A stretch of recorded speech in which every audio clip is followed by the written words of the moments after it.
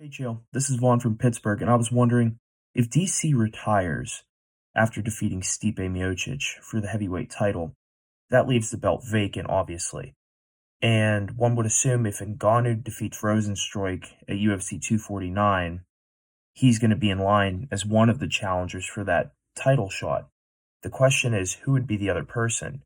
I don't think Stipe would get the shot because if he just loses the match to DC, I don't think he would be in line. And I mean, if Blades defeats Volkov, I don't see the UFC necessarily doing Blades Ngannou 3. If Volkov defeats Blades, I would assume it would be Volkov and Ngannou, but if Blades wins, what do you do? Well, there's an interesting problem. I hadn't thought of it from that perspective. That is very realistic that Daniel Cormier wins that match and walks away, right? I mean, those guys are one apiece. They've proven they can both beat each other. That's a mess that everybody's prepared for, and that's one thing that Dana never wants to deal with. He didn't like it when George walked away from the belt. You can go way back in time. Was Jens Pulver walked away from the title? It was just a really big deal. And it's more of like an out of respect, and Daniel Cormier has done everything right, and this is what he wants to do, and he wants one last fight, and okay, we're gonna deal with that if it comes to it. Okay, fine. But I like what you're saying, because that is very interesting. I've never considered it from the perspective. I always thought Stipe would go in. Okay, Stipe loses to Daniel, Stipe goes back in, and then who's he going to fight? But I suppose that you're right. Depending on how he lost, and depending on how that fight looked, don't forget how much time has been put between their second fight and their what's going to be the third fight, of which hasn't even been announced yet.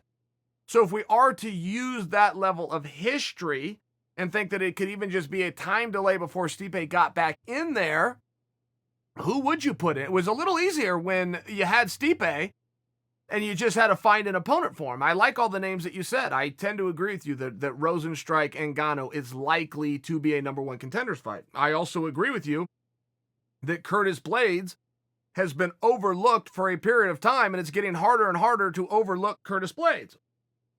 But I had never considered it from the perspective that you said, that we take Stipe out completely, we just find two new guys. And it would be a little bit weird if you threw Stipe back in there after he lost to Daniel. I mean, there's something weird about that. Doesn't mean that you couldn't do it. But a similar thing did happen even with DC. When John Jones gets removed, so DC goes and fights Rumble, and so many people were treating that world championship as though it was like a placeholder. As though he's only here because John Jones is gone type thing. I don't know how fair that was. And I don't know that would stop you from making a fight, but you've got my mind turning on a topic that I had never considered before, because you are right. It might be a little bit hard to just rinse and repeat and throw Stipe back in there and find the next best thing and just move on with it. That might be a little bit hard. That might be something that even Stipe wasn't really up for. Hey, let somebody else go do it. Let them figure it out. I'll come back in, come and save the day and have my big glorious moment. I like the names that you threw out. I do think you're onto something with Rosenstruik and Ngannou.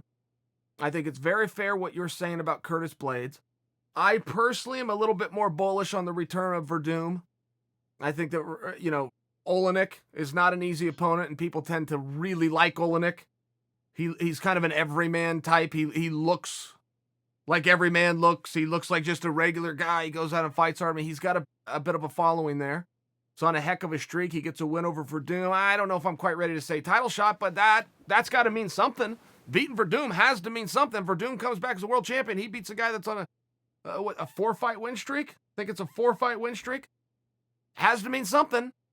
And I think you also have a little bit of a question, and this is just purely speculative, but a couple of guys having fun here. What's Kane going to do? Kane being released from the WWE, does that mean that Kane is going to return to the UFC? Does that mean that he's got more of a motivation to return? What's going to happen with Kane? So I like what you're saying. Heavyweight could find itself in a real mess.